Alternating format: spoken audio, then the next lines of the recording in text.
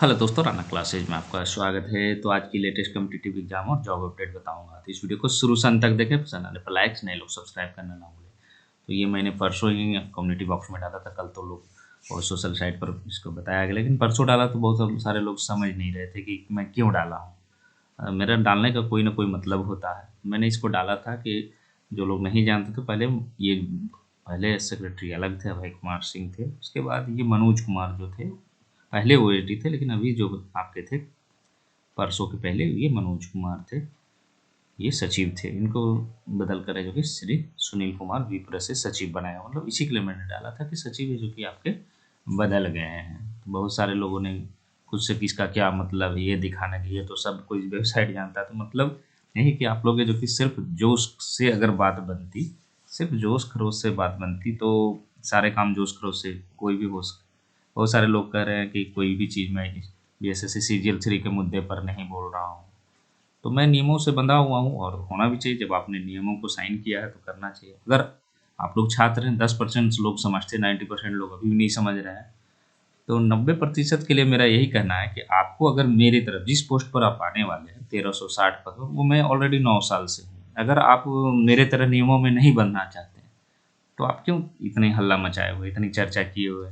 आप भी छोड़ दीजिए, आप भी बिजनेस कीजिए, स्टार्टअप शुरू कीजिए। बहुत सारी लाइनें हैं, क्योंकि सरकारी सेवा में आएंगे तो एक नियमों से बंधेंगे। जैसे ही ज्वाइन करते हैं वैसे ही नियम, जैसे बिहार सेवा संहिता नियम है, उसके अंदर है जो कि आपको बन, जैसे ही आप जिस दिन ज्वाइन करते हैं उसी दिन बन जाते हैं। हाँ, बहुत सारे लोग ज्वाइन करने के बाद भी पता होता है नहीं होता, ये अलग बात है। तो आप कहेंगे कि मैंने तो सब दिन बोला, जब चार चार वैकेंसी नहीं है उस समय 4 साल लगातार बोला, जितनी भी जानकारियाँ रहे, किसी की हिम्मत नहीं होती थी कि कोई ना कोई कमेंट, लेकिन मैंने कंटिन्यू बोला।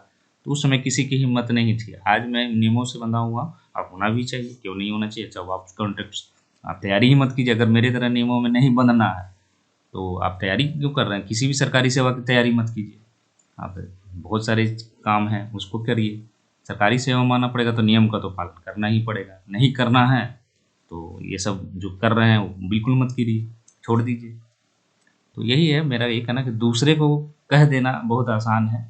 मैं मैं इसलिए चुप हूँ क्योंकि नियमों से बंधा हूँ, और होना भी चाहिए, क्यों नहीं होना चाहिए।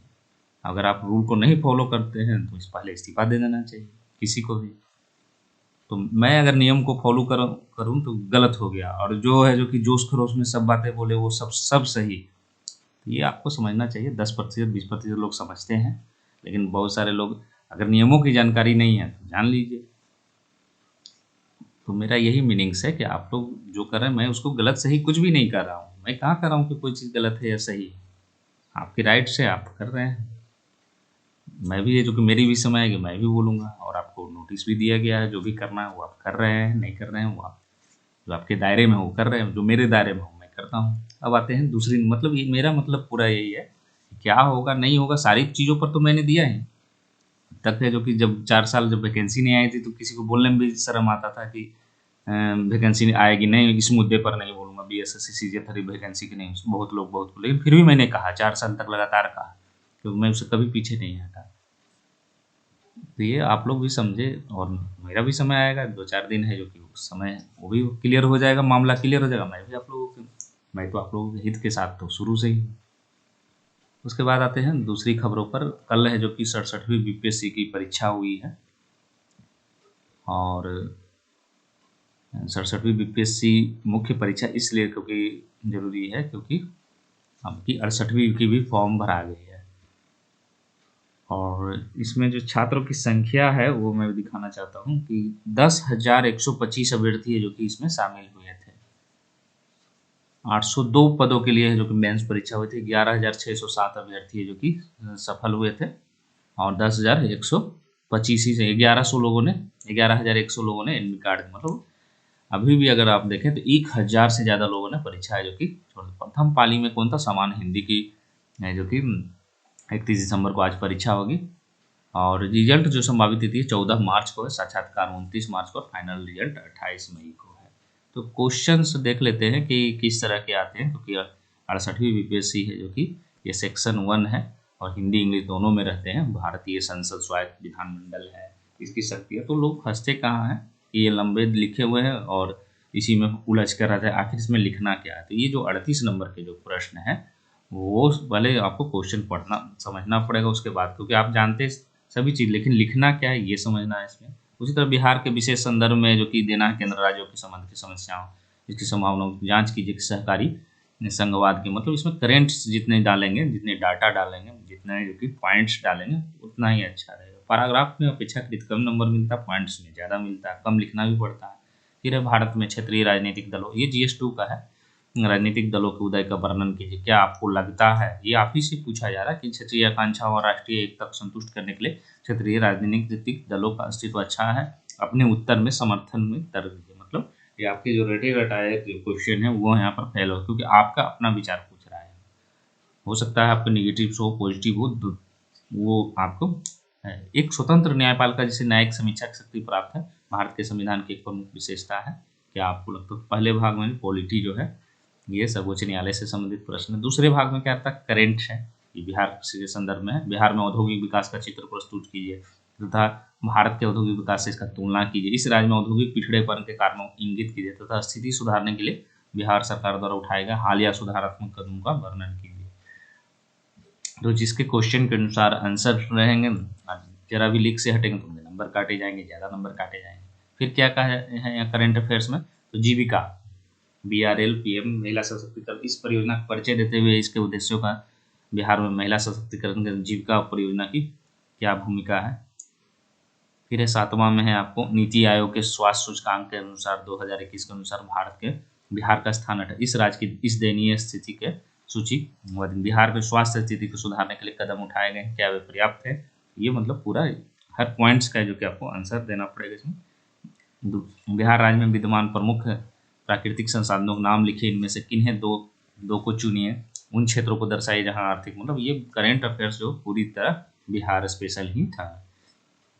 उसके बाद और क्वेश्चन क्या है? किसी भी राष्ट्र की गुणवत्ता और स्वास्थ्य का सीधा संबंध, ये भी जो है अगर लास्ट में देखेंगे, बिहार के कृषि प्रौद्योगिकी की भूमिका रही है।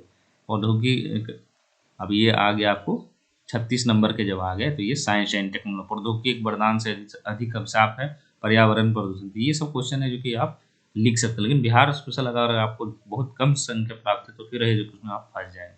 फिर यहाँ पर भी है, बिहार एक बाढ़ प्रभावित राज्य, आधुनिक प्रौद्योगिकी बाढ़ नियंत्रित करने में इस तरह के आपदाओं में कैसे मदद करेगी? उपयुक्त उदाहरण तो नैनो टेक्नोलॉजी, ये कॉमन क्वेश्चन है। नैनो टेक्नोलॉजी में लोगों के जीवन को बेहतर करने की विशाल क्षमता, उपयुक्त उदाहरणों के साथ ये जो है।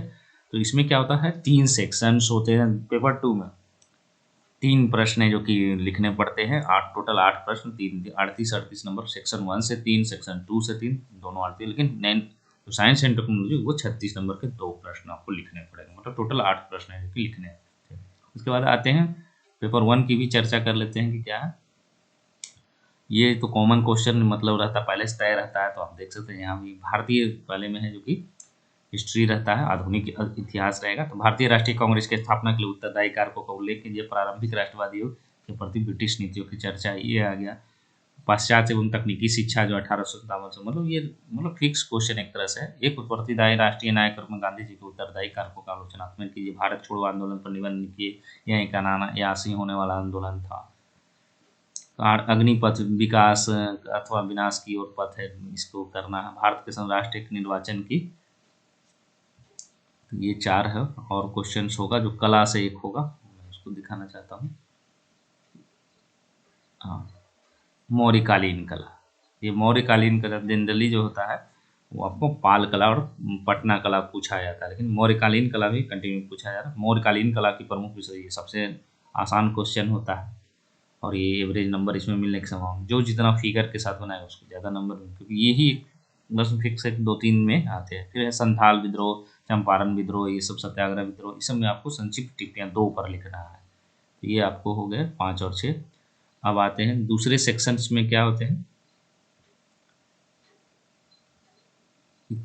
भारत राष्ट्र एक राष्ट्र की निर्वाचन अवधारणा है जो कि करना है। रूस और यूक्रेन के मध्य जो कि मूल्य कारण क्या है, भारत के विशेष संदर्भ में जो कि विश्व के राष्ट्रों इसके प्रभाव का वर्णन कीजिए। करंट अफेयर्स है। पराया या सत्ताधारी दल अपने संवैधानिक, मतलब ये उसके बाद है जो कि आपको इसमें रहता है। तो 38 नंबर के 3 प्रश्न है जो कि आपको पॉलिटी से लिखने पड़ेगा। उसी तरह है जो कि करेंट अफेयर्स इसमें है।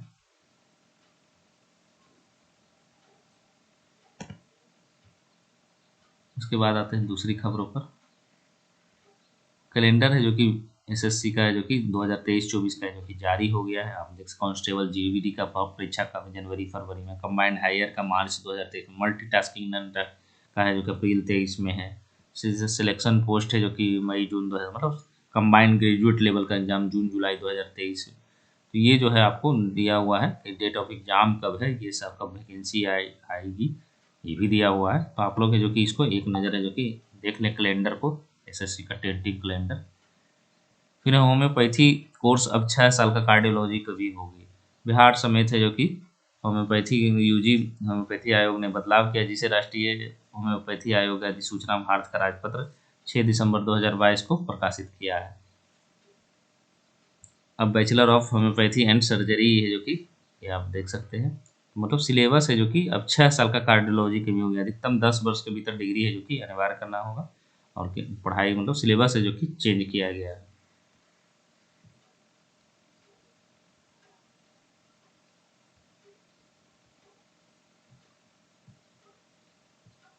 और ये अब सत्ता के दुरुपयोग आरोप से सहमत है, उसी की जीविका महिला सदन, जो मैंने बताया क्वेश्चन क्या क्या आए थे, अग्निपथ योजना से आए थे, क्वाड से आए थे, 67वीं मुख्य परीक्षा में जो प्रश्न पूछे गए उसी की चर्चा है। इसी के साथ धन्यवाद।